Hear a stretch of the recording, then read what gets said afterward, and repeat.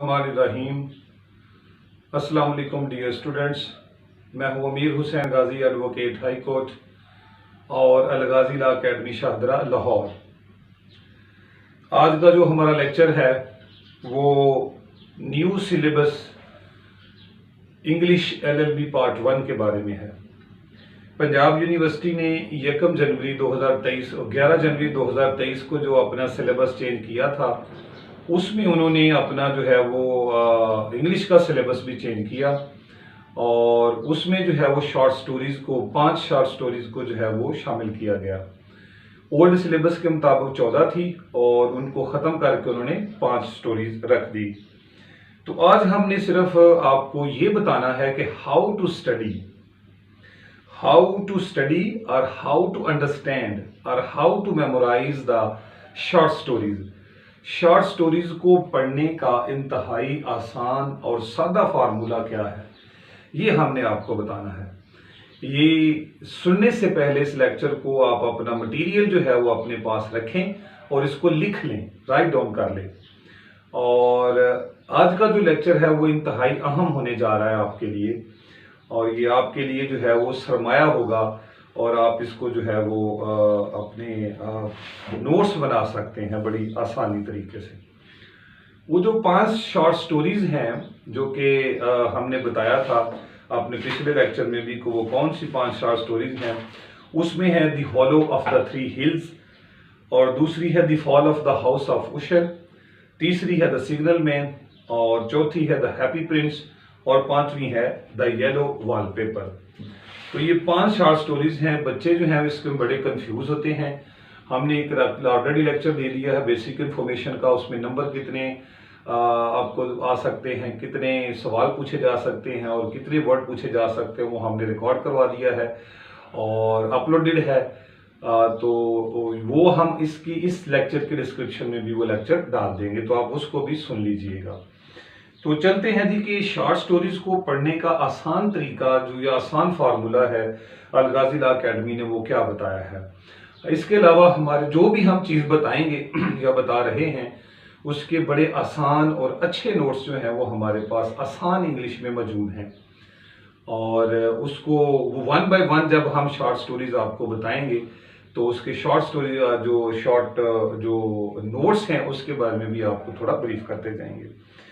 तो short stories को dear students understand कैसे किया जाता है, इसको स्टडी कैसे किया जाता है, तो हमने कुछ 4-5 पॉइंट बनाए हैं, इसको लिख लीजिएगा।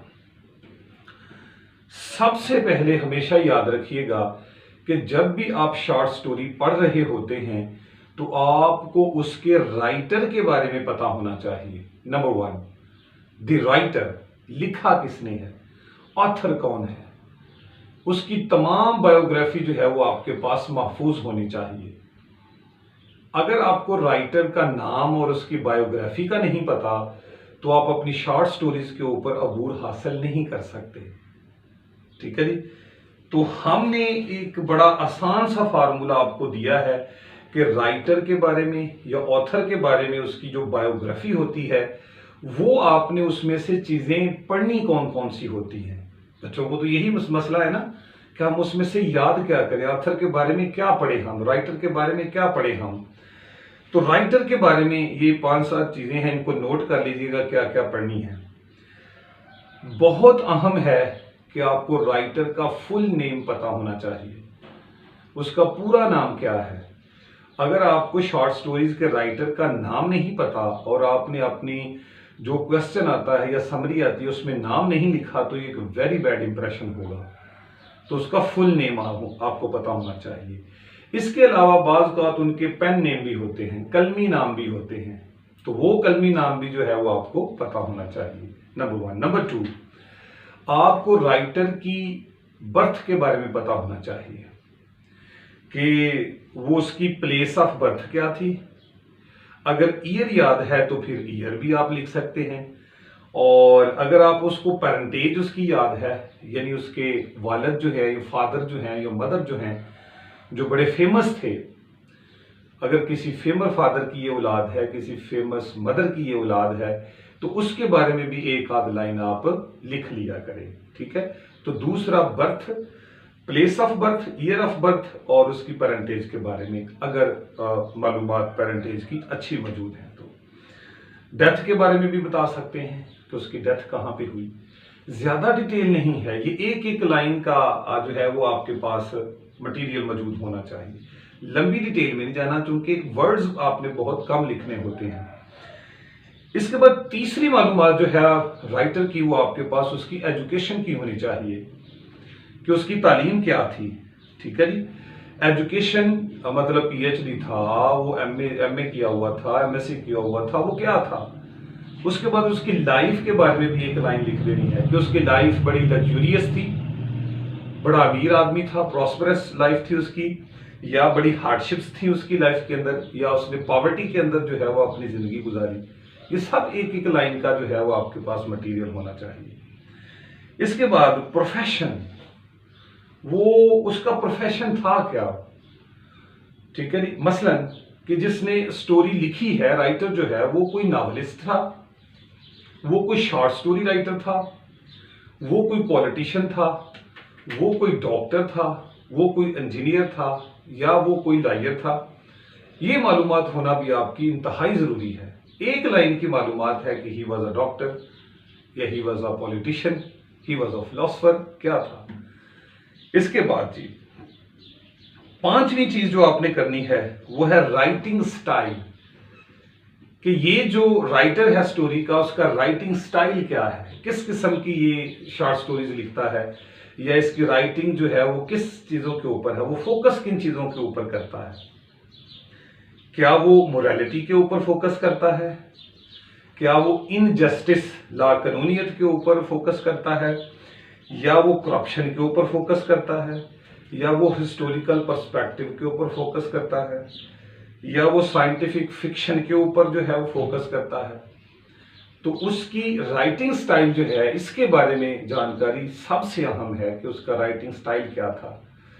ओके, इसके बाद जी उसका नोटेबल वर्क, नोटेबल वर्क, उसने मशहूर कोई राइटिंग और भी लिखी हुई है, कोई अच्छे अच्छे काम किए हुए हैं, तो वो भी आप एक लाइन के अंदर इसको बता सकते हैं। तो इस तरह हमने आपको जो है वो 6-7 जो है वो पॉइंट बता दिए हैं जो आपने यहाँ पे लिखने होते हैं। यानी इसका मतलब होगा कि राइटर के बारे में आपके पास 6-7 लाइनें मौजूद होनी चाहिए।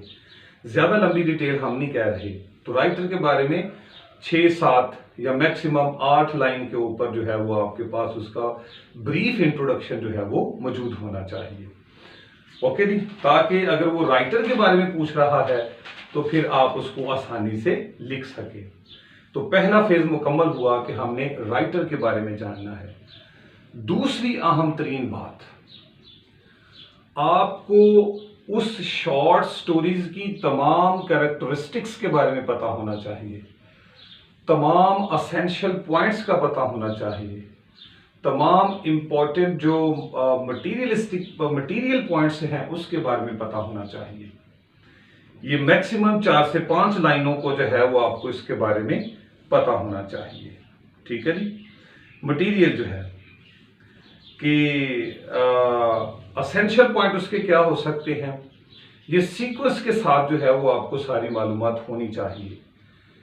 ठीक है जी, ये इसको हम इन शॉर्ट जो है वो हम इसको समरी भी कह सकते हैं। तो हमेशा याद रखिएगा कि इनको याद रखने के लिए पॉइंट वाइज इनको लिखा करें, number 1, number 2, number 3, number 4, number 5। तो एक सीक्वेंस के मुताबिक जो अहम पॉइंट्स हैं स्टोरी के, वो आपने 4 या 5 लाइनों में लिख के अपने पास रख लेने हैं। इससे ज्यादा जो है वो नहीं इसमें पूछा जाता। तो जो कैरेक्टरिस्टिक्स हैं, असेंशियल पॉइंट्स हैं, वो इंतहाई अहम है और उनको सीक्वेंस के साथ लिखा करें, क्योंकि यही जान होती है पूरी स्टोरी की। तो हमने इसको बड़े अच्छे तरीके से जो है वो असेंशियल पॉइंट्स को आपके लिए इंतहाई आसान जो है वो लैंग्वेज के अंदर लिखा हुआ है। यही मटेरियल जो है वो आपकी समरी की भी जान होगा, यही मटेरियल आपके क्वेश्चन की भी जान होगा। तो उसके असेंशियल पॉइंट्स जो हैं वो सीक्वेंस वाइज आपको याद होने चाहिए। 2 पॉइंट हो गए। तीसरा पॉइंट जी, the characters of the story.